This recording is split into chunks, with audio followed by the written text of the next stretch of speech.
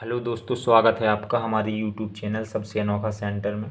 हम लोग प्रश्नावली 10.3 को हल कर रहे थे और इस वीडियो में हम प्रश्न 2 को हल करेंगे। देखिएगा प्रश्न क्या है। मान लीजिए आपको एक वृत्त दिया है, एक रचना इसके केंद्र को ज्ञात करने के लिए दीजिए। ठीक है, हमें एक वृत्त दिया गया है और कहा जा रहा है इसका केंद्र किस प्रकार से ज्ञात किया जा सकता है, बताइए और रचना कीजिए। ठीक है, तो यहाँ पर देखिएगा हम लोग यहाँ पर पहले हेडिंग डाल लेते हैं रचना के चरण।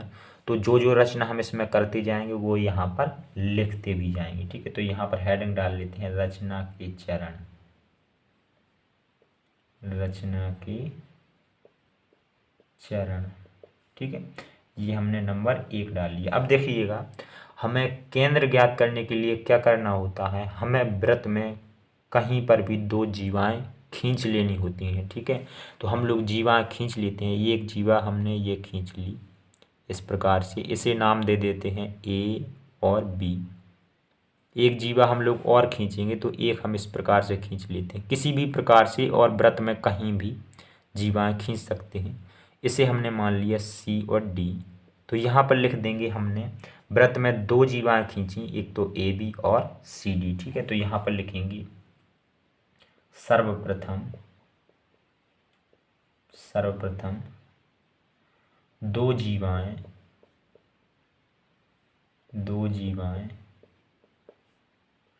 ए बी और सी डी खींची ठीक है, अब नंबर 2 डाल लेते हैं और देखिएगा अब हम लोग क्या करेंगे, इन जीवाओं के हम लोग समद्विभाजक खींचेंगे। तो समद्विभाजक कैसे खींचना होता है, हम लोग प्रकार लेंगे और प्रकार को ए पर रखेंगे। ए बी का पहले हम समद्विभाजक खींच रहे हैं। ठीक है, तो प्रकार को ए पर रखेंगे।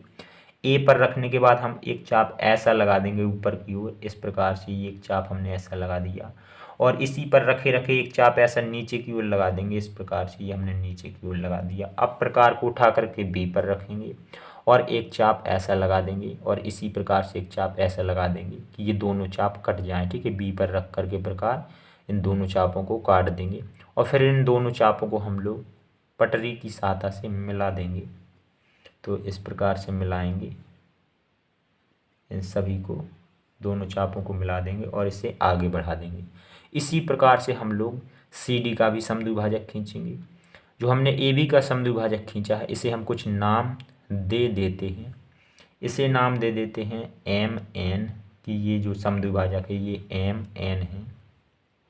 इसी प्रकार से देखिए हम सी डी का समद्विभाजक खींचेंगे तो हम सी डी पर प्रकार रखेंगे और एक चाप ऐसा लगा देंगे ऐसा, और इसी प्रकार से एक चाप और नीचे की ओर लगा देंगे। अब हम लोग डी पर रख करके प्रकार एक चाप ऐसा लगा देंगे और एक चाप हम लोग ऐसा लगा देंगे। ठीक है, अब इन दोनों चापों को भी हम लोग मिला देंगे। तो इन दोनों को भी हम मिला देते हैं, इन दोनों को भी हम मिला देंगे।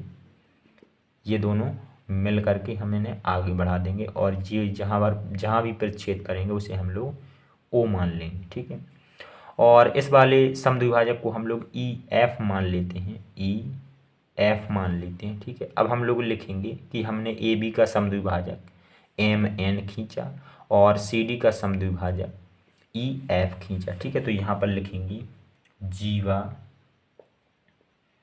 जीवा ए बी का समद्विभाजक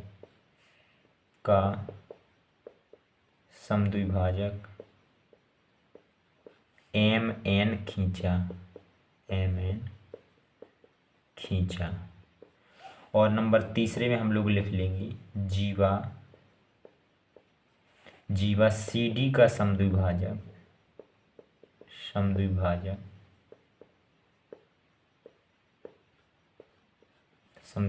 क्या खींचा हमने, ई एफ खींचा।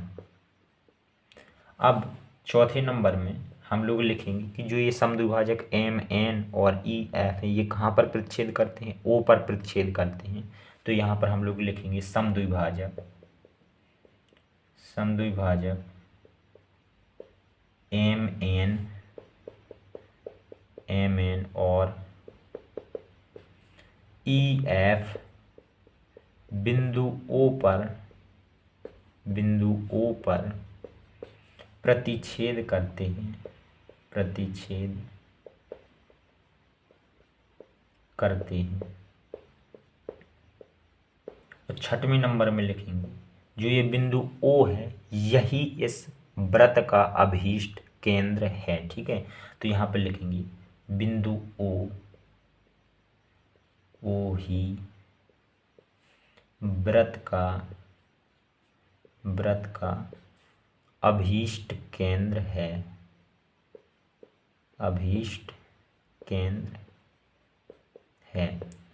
तो इस प्रकार से वृत्त के केंद्र के लिए रचना करनी होती है। सबसे पहले हमें 2 जीवाएं खींचनी होती है कहीं पर भी, उन जीवाओं के हमें समद्विभाजक खींचने होते हैं और समद्विभाजक जहाँ पर भी प्रतिच्छेद करें वही वृत्त का केंद्र होता है। ठीक है, तो इस प्रकार से ये हमारा दूसरा सवाल भी कंप्लीट हो जाता है। चलिए मिलते हैं अगली वीडियो में, धन्यवाद।